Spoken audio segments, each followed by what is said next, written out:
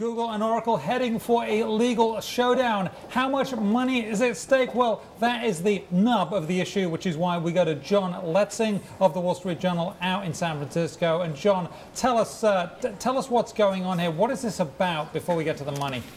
Well, this has actually been going on for quite a while. Oracle sued Google about a year and a half ago. It's just coming to trial today, however, and we expect opening arguments probably tomorrow. Okay, it's been going on that long, and both sides have very different ideas about how much money is at stake. One side has an enormous number. Who's that, and what does the other side say? Well, that is Oracle, of course, who is suing, and they are still pressing for damages, they say, around $1 billion for patent and copyright infringement. That is a decrease, however, from their original damages estimate, which was more on the order of about $6 billion.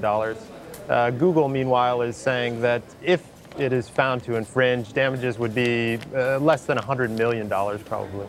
Hey, John, can you just explain to people who have not been following this case minute by minute, hour by hour, what the actual dispute is over with these patents? Because I think most people, when they think about Oracle, they don't think mobile devices. They think PC, client server. So what is actually Oracle claiming that Android and Google's infringing?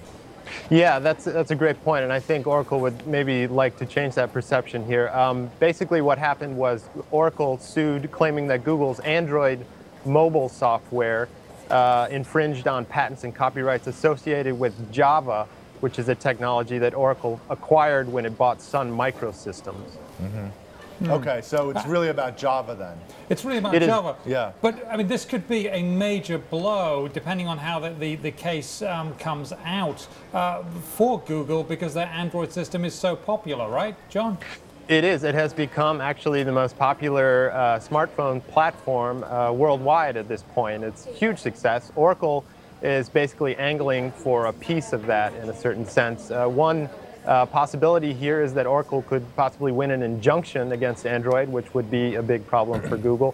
One possibility also would be that if Google is found to infringe on patents here, it may have to cut in Oracle on a percentage of Android-related revenue in the future. Now, that is, at this point, a bit of a mystery, but that's something that we expect to learn more about what that figure is during the trial.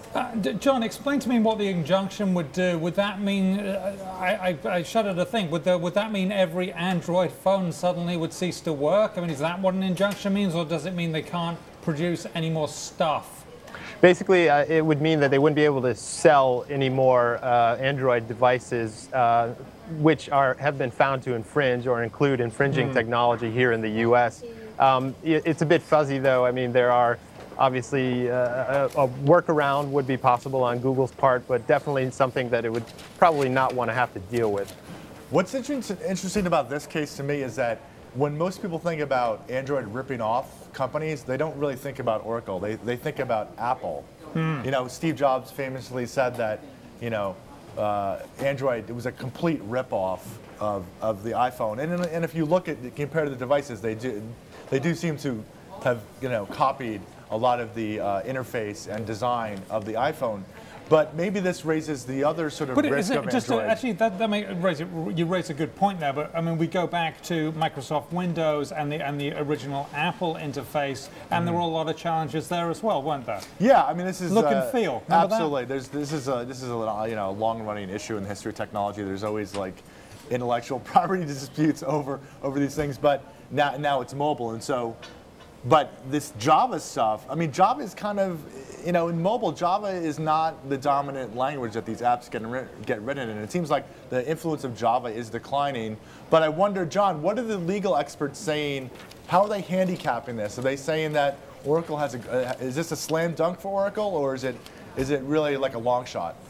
Well, it's, you know, this sort of gets to the heart of maybe what some people would see as a big problem in the U.S. patent system, which is that you really don't know the true value of patents until you get into a courtroom and a jury tells you. It's worth noting, though, that 7 of the patents that Oracle originally asserted in this case, or of the 7, only 2 remain. 1 is going to expire at the end of this year. So it's, you know, it's a little debatable in terms of handicapping and how you can handicap. And then when you get into the copyright issues, it gets even fuzzier because you get into that concept of, what can you copyright in terms of computer code? It doesn't seem to apply the same as it would with, say, a piece of entertainment, for example.